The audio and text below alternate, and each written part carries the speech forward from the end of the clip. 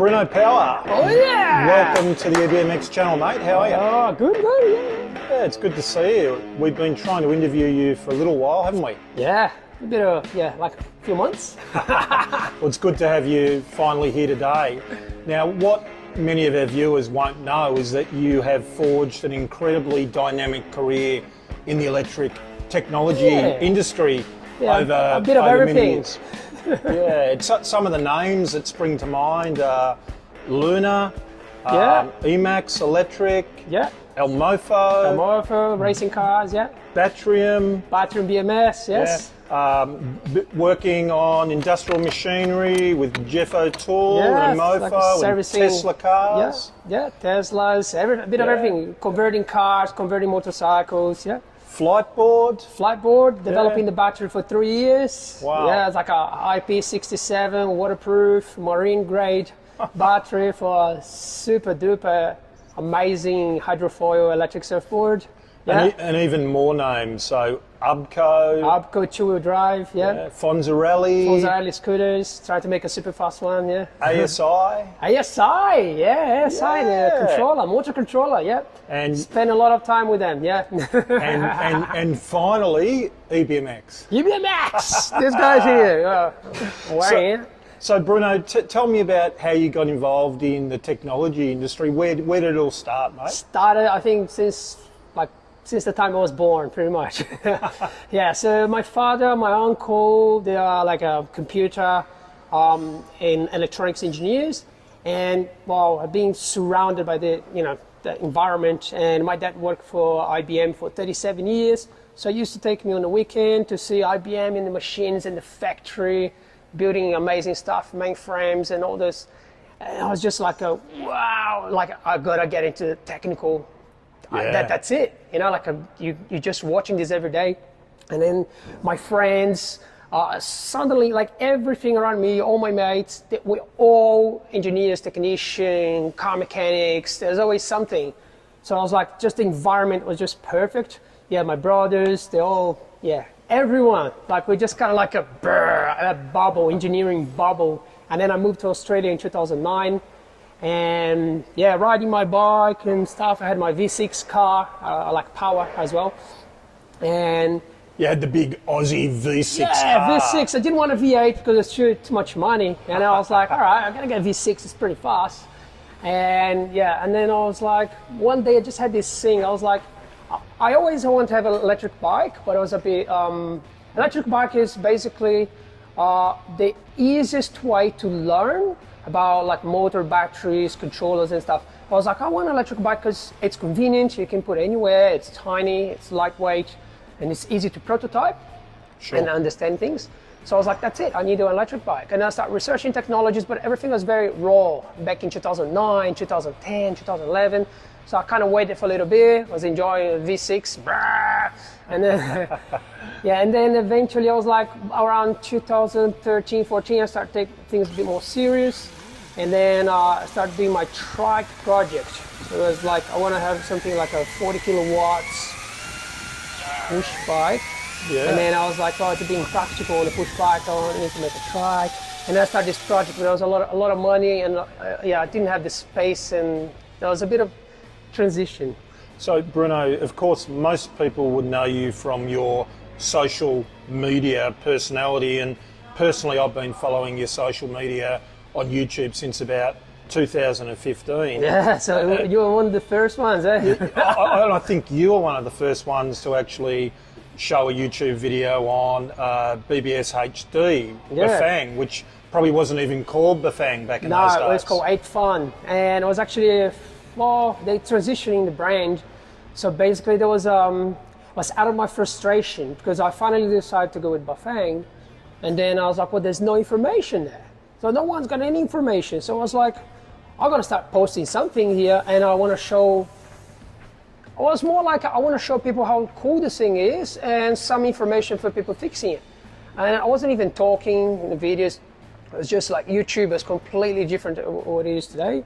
So it's just like a 30 seconds videos, just showing a little thing. It was very different to what you see nowadays. Sure. And then I started posting videos, and suddenly my channel picked up. I was just like, and then I started screaming, yeah, more power, wow, showing like a cutting traffic, doing very illegal stuff. It's your signature call, the Yeah. more power, And isn't then it? suddenly, by accident, I started renaming my channel because I was like, oh, I'm gonna do something different. And then I changed to electric bike, and I tried 3 different names. And then I didn't know you can only change your name 3 times in 90 days. Okay. And then I was just kind of editing my name, and then I was like, save. I saved 3 times, and I got stuck with electric bike. Oh. So I was like, oh, all right. So my channel's called electric bike. And then I was stuck in. It was actually a great thing because people searching electric bikes, they come up with. My channel was first come up, and then suddenly I think I was like when I had 2,000 subscribers, Google Australia started to contact me. Hi, we really like your channel. We like your, you're very promising. I was like, whoa! And then by the time I had 3,000 subscribers, I was the second biggest electric bike channel in the planet. Wow. 3,000 subscribers. Look how Google and YouTube changed since then, huh? Yeah. So yeah, and then it's just like people calling me from Canada, from US, from Europe, offering me work. Like, do you want to come and move to Canada? Do you want to come? I was like, well, hang on. And tell us full about on. one of those particular job offers, because a lot of people won't realise that you actually worked for Luna. and Lunar Eric. Cycles, and I think I was number 3 employee there. Yeah. You were the number 3 employee. yeah, in number Luna. 3 because for Eric, Yeah. and then his girlfriend, and then me. And you were holding up all the back end really with the technical side of things. Yeah, because like they're answering doing all the those business queries. and the orders, and I Yeah. was doing all the technical stuff here. But that's the thing. And you were doing that remotely from Australia. Remotely from Australia online I was with in the my time difference exactly, and everything time like that. difference. So it's a bit like Wow. a zombie. And at the same time, I was working here in Australia Yeah. for Emax e-bikes, which later changed to Emax Electrics. So you had a day job and Day then job a and nighttime night job. So oh yeah, man. full on. And then I remember I was on holidays, and then it was like in Queensland paradise, everything beautiful. And I was just, oh, hang on, I need to do some Lunar Cycle stuff. And I was like, replying mails, and I was like, this is wrong. This.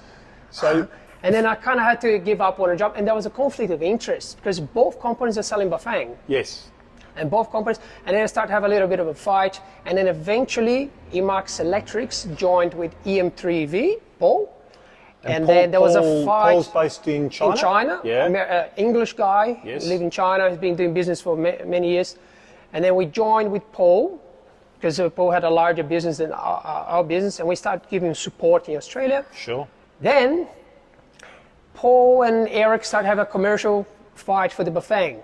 Yes. So they had this fight, like a business fight. And then, but because we own Paul's side, so Eric stopped talking to me because it's like, well, I can't talk to you because, you have confidential stuff. And it was a bit awkward, but yeah, eventually they still have a little bit of a fight there, but like they kind of like one's going this way, the other one's going the other way, and there's Suron now. It's keeping Eric very busy. Paul is doing a lot of battery builds there, so it's like they kind of like stop talking. And Bruno, there's another name that I just want to throw into the mix there as well, and maybe some interest is Justin from Grin, because you know from Justin Grin. very well. Yeah. As well. Many years. Yeah. And Justin, of course, for people that know, has effectively funded Endless Sphere or started Endless Yes. Sphere. Justin, it's kind of like he's one of the electric bike gods. If you're gonna say, yeah, he's the like god, the guru. he's the guru. He's like a next level, Yep. like ultra smart. His IQ would be something that would just explode your brain. 5 minutes talking to him. He's amazing. Very unique person, like ultra smart. And he has done so much for electric bikes. It's just Yes. next level. I could spend like 25 minutes talking about Justin. Like he's amazing. You first met Justin in Taipei, is that right? Talking to Justin for online and stuff. Yeah. And in 2016, I think.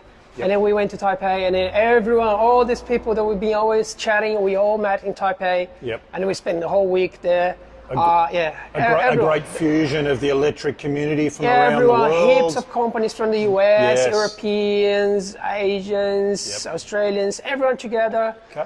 And it was probably like one of the highlights in my career. Like Yeah. I was awesome time. I think awesome. we're all hoping that COVID will go away so that there can we can be drive again, some yeah. more of this collaborative Yeah, yeah. stuff going on with the electric community. There's so much happening. We're stuck. And Bruno, tell us a little bit more about, you've worked, as you've said, for Emax, and then you started doing some work for Batrium and Yeah. Elmofo. Yeah, yeah. And also Jeff O'Toole with Tesla. Yes, exactly.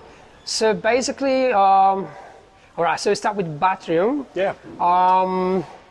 I made my trike, and then my trike was pretty much like, it wasn't a bike, wasn't like something like that. It was more like a mini EV, right? So it was like a mini car or motorcycle. So Jaron, Batrium owner, Yes. and the head of everything, right? So yeah, so he is like, because we all neighbors, right? So Yeah. we just met, and then he's like, hey, do you want to try my Batrium in your trike? I was like, yeah, sure. So I ended up like buying one kit, and then he gave me some parts, so we started trying. And then eventually we're like, hang on, do you need anyone working there? It's like, yeah, I need someone desperately. I was like, well, I can go there. It was a bit like 2 hours away, but I was Yeah. just jumping on a train.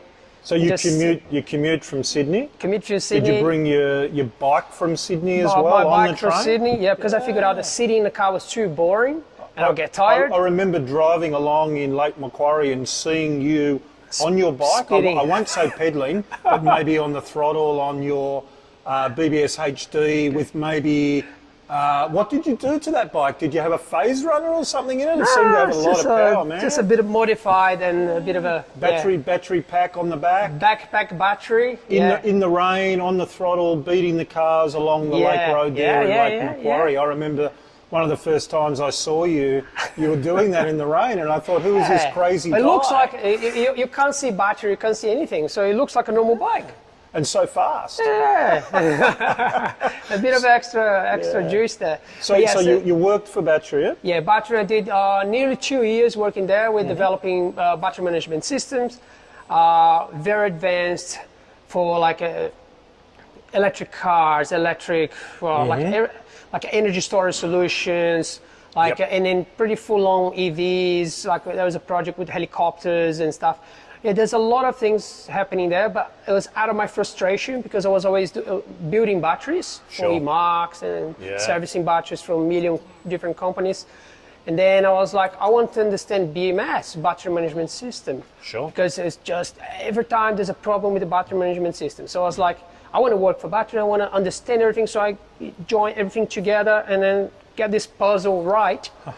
And then battery casing, and we're doing with a flight board, and also just like everything coming together. Yeah. So I learned here, learned there, a bit of like what Elon Musk is doing. He learned a bit of everything here. You really have done work and consulted for, I guess, a lot of the giants in electric technology, Yeah. not just in Australia, but Yeah. right across the world. Yeah, You've helped Flightboard, you've helped Ubco, Fonzarelli, you've worked with ASI, with Hovercraft, and Tesla. And tell us a little bit more. So that's the thing. The companies, they don't know that I'm working for them. No. They don't know. It's kind of like I'm undercover. Undercover They Bruno. don't know. They don't know. Like maybe like a Ubco, maybe the owners or the investors. They have no idea.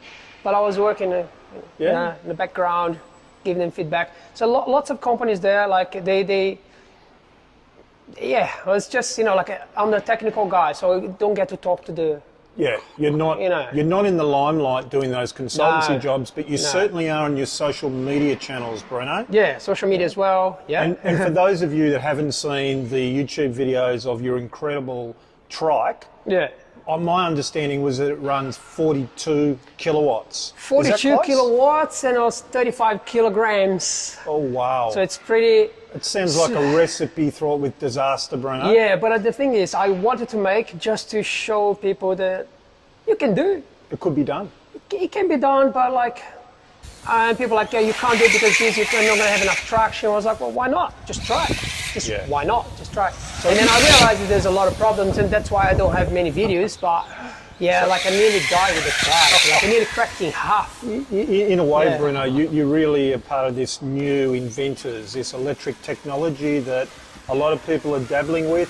You spend so many hours here at EBMX, you know, dabbling in research and development. Hello, what's the little what's the cat? It looks like dead cat. What do you call your cat? Mr. Power. Mr. Power. All right, what's the story behind Mr. Power? Come on. Nah, it's just like my little baby loves it. You bring Mr. Power to work sometimes. Yeah. And he sits on your desk and he encourages you It's to. just, well, it looks so cool. Like, I look at this thing and I'm like, I like it. Like, I'm from the heavy metal era. So, Bruno, tell us about another prop that you've brought in today as well that's just sitting on the chair there. There's another really interesting pro. That's a DC motor from an electric car. Okay. Yeah, so this one was just like a internal short. It was a brand new motor. It was just a quality control thing that ended up passing, and I ended up with this huge rotor. Lot of copper in there. A lot of copper here. Yeah, DC motor. You have brushes, big brushes here, and that's a fan to just to cool. Hey, it's heavy, isn't it? Don't drop it, man. I reckon this is at least 20 kilos here. Oh, so if you did 100 of those a day, you wouldn't need to go to the gym, man. My arms would be much bigger. I wouldn't fit in the frame. So cool. So Bruno, tell us about some of the existing projects you're working on. And there's one thing I know that comes to mind. You've mentioned to me a couple of times that you have a dream to build a trike or some type of amphibious vehicle and drive it across the lake. I want to make something like off-road capable, road capable. It doesn't have to be road legal. Yep. Just we got to weigh a little bit, put some pedals, just to pretend. Don't need chain. Pretend pedals. Don't need chain. Just pedal. Just pretend. Yeah. So that's the advantage of pedals. And then but here we live at Lake Macquarie, and just everything you want to do, you kind of go around the lake. And then when I was living down in Sydney, I was working for a company. So I was leaving one side of the Sydney Botany Bay. Yes. And I had to go around the whole thing, airport and many different neighborhoods. Like, it would take me on an electric bike going really fast, 45 minutes, 50 minutes. And if I had a jet ski, I would go like really quick just there. It was just minutes. Like this. So I had to go around the whole lot. Okay. So I was like, I need to make something. So, and moving up here, I'm still thinking like, that's it. I need to make something like that. So that would be pretty cool. This is one of the big things in my life. I need to get this thing done. Amphibious trike or something. Yeah, it's gonna be awesome. Yeah. So you've had some changes in your life recently. You've had with family life, you've got married, found a partner, and you've had a wonderful son, Angus. Angus, inspired by AC/DC, Angus Young. And how's that going? And Angus Burger as well. I like burgers. Angus Burger. Yeah. How does Bruno Power like being a father? Awesome. It just takes a lot of time, and so that's the thing. It's a bit sad that I don't have enough time to go on YouTube anymore. But I've got my child, I need to spend time with my child. I need to educate and do all this stuff, being like an amazing father. Yeah. That's what I want to do, and that's admirable, man. It's hard to have that extra time for sit there editing videos, doing this, going places, talk to people, make videos. It's a bit hard, the logistics and time. Yeah. And I stay up late. You sure do. Doing things, but it's logistics. It's everything people say about having a baby is a bit hard. Yeah. So for those viewers who've been contacting you saying, "Hey Bruno, can you make me this? Can you build me a battery?" Now they need to understand with a baby, it's very difficult, isn't it? You're already working here, consulting EBMX. Also at El Mofo, which is an incredible place. Yeah, we do. Tell us a little bit more about El Mofo, because I find that to be an incredible place. It's just, I could walk to El Mofo. It's so close. It's just behind there. It's like a 1 kilometer. Well, probably only 1 or 2 kilometers. Yeah. So basically, El Mofo is it started as they converted a DeLorean, the Back to the Future car. Wow.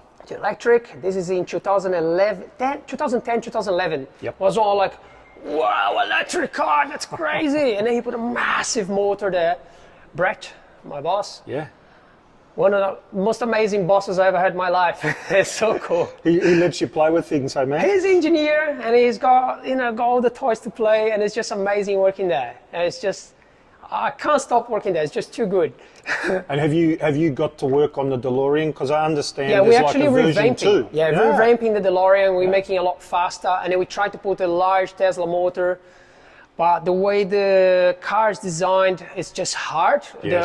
The DeLorean frame is like an X, like this, and it's a bit hard to. We can't put a large Tesla motor in the back. Yep. We technically can, but it's a lot of work. So we're just putting a small Tesla motor, which is pretty fast. Yep. In the back, and you can't do anything in the front because the way the car is designed, you can't do any motors in the front. And we worked out some different designs, like using 2 YASA motors at 700 volts nominal. It was Wow. going to be crazy, but the budget is going to cost over between $70,000 and $100,000 if nothing goes wrong. Just for the battery. Battery, motor, Okay. controller was okay, Yep. but like just doing chargers and all the stuff, so it was a bit like going too far. So we stepped down and just using Tesla parts. We have 7 Teslas pulling million bits. 7 Teslas. 7 Teslas. So it's like there's a lot of Teslas there. So yeah, we do a lot of work stripping Teslas. It's a pretty cool problem to have, putting too many trying to Teslas. fit a Tesla into a DeLorean. Yeah, Now exactly. That's incredible. But we're making the battery, so like we're making a new battery from scratch. We got some good cells there, high current. Yep. So it's going to be awesome. There's a race car as well. So the Radical race car, the Champion in 2014 series. Yeah, it was actually people said it was the fastest car they've ever seen on track. Really? Like people say it's just unbelievable. It's pretty impressive. Acceleration and top speed. Yes. Beating the 400 horsepower lightweight race cars. Wow. Like smashing, like the whole range. From the bottom to the top, it's just unfair race. And this is what we like to see, Bruno, with that incredible, electric instant linear torque, but then also a car that can have, or a vehicle can have that top end to compete with, with gas and with petrol cars. Now, one thing that's happened at EBMX here that I'm just interested to get your opinion on is that we've had these Drill One electric bikes coming. Drill One electric bikes. Yeah. I made some videos doing burnouts here the other day. So basically my first experience, so I came in, so the guys put the bike together out of the box. And then I arrived here and the bike was just there. And I was like, wow. I've been looking at the photos, seeing the bike in computer. But like in real life, it's like, this is awesome, like the tubing, the frame, everything's just amazing. So you fell in love with this neon yellow bike. Yellow and red. Yellow with a red motor. I like yellow and red. That's my business card here. They're your colours, man. Yellow and red. I like anything vivid colours. Yeah. They are cool bikes, but I have to ask you, you've had the opportunity to speak recently with Bo Maverick, who was the owner of RevX and still the owner of RevX. Yeah. But, so basically the whole design pretty much, I would say 80 to 90% is his design. He designed the motor, he designed the frame, he designed this, that. So the bike looks slightly different. And I've been talking to him. He sent so many interesting videos showing the thermal cooling technique he used for the motors. And it's just pretty amazing. Pretty revolutionary design. He actually patented, but he patented in Czech Republic. Yes. So and then he's friends with Silixcom engineers. So they started, as far as I know, they kind of started together. They're all Czech. They're probably neighbors. And then so they have some. So basically, Drill One is a business guy.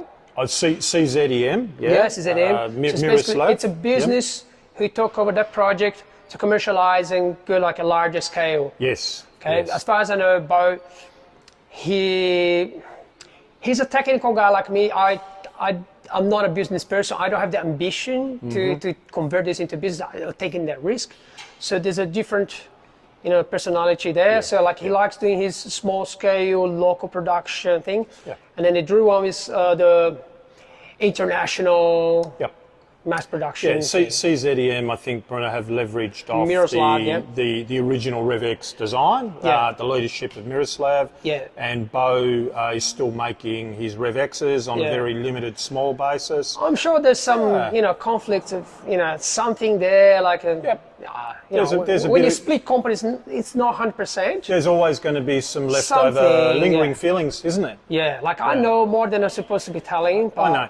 And I can't mention know- too much, yeah. Bruno, as Bruno knows, I know Miroslav quite well and talk to him, but it's just interesting and good for you to also get Bo's opinion on the whole thing. Both sides, yeah, But yeah. at the end of the day, what we have got, I think, Bruno, is a wonderful product with Drill One. Amazing bike. So my first time I spin like a twisted throttle, I was just like, I'm gonna give it a go a little bit, and I just twisted throttle, and then I left the burnout here, and I was like, what?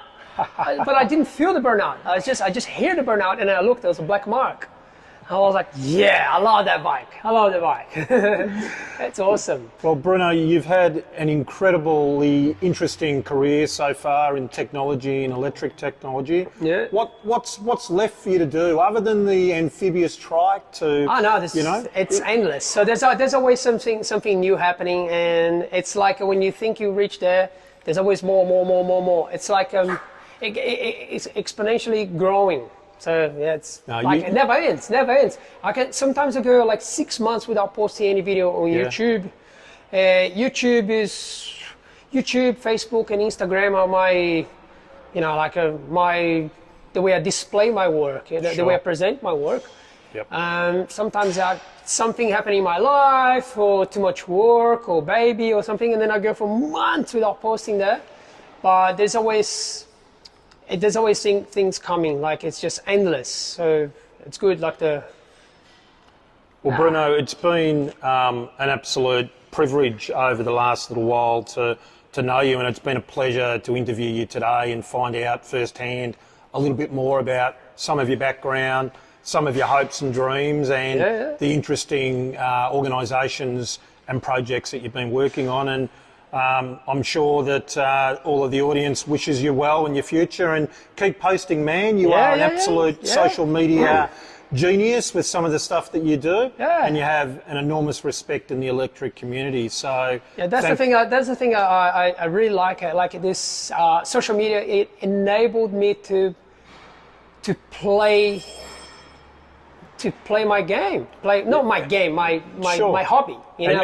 And you build up a lot of peer group recognition from other electric technology geniuses like yourself, mate. So it just enables me, like, I'm going to talk to Justin. Justin's like, I watched your videos. Yeah, cool. It's kind of like we're friends. And then when I talk to Bo, when I talk to Miroslav, when I talk to anyone there, like Eric, or like anyone, like a Paul, M3V, and like any other names, like they say, I've seen your videos. Yeah. I've seen your videos, and it's kind of like a instant connection. I don't have to go and convince anything. I don't have to handle my resume.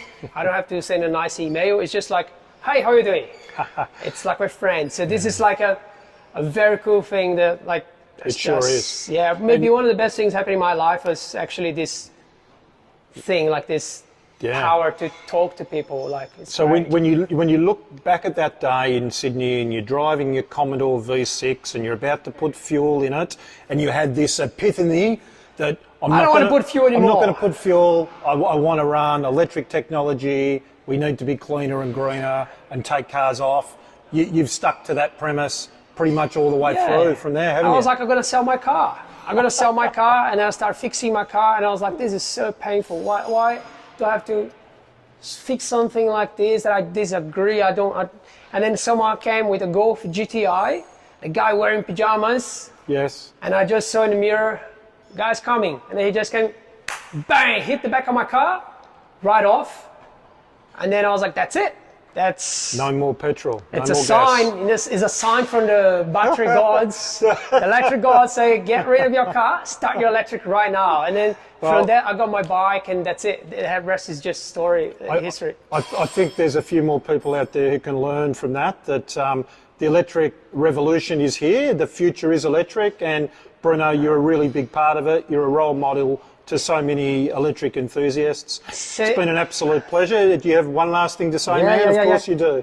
I often get some comments on my channel, people saying, you inspired me, like it changed my career. Sure. And sometimes I get comments saying, oh, my son is asking, what did you do for How did you get to where you are? how did you get where you are? Exactly. And then I'm like, well, it's a long story, but basically, you're just gonna dream, you're just gonna go for it. Yep. Like, I'm not a rich guy, I don't earn a lot of money, but every time I do my work, I end up going towards sales, admin, because I talk a lot, like sales, and I'm very passionate, and then I try to go back to the like technical stuff. So just stick to what you love doing, and you're gonna get there. Like, no matter what you do, like life goes a bit like that, but eventually just stick to what you love doing, and you're gonna get there. That's it.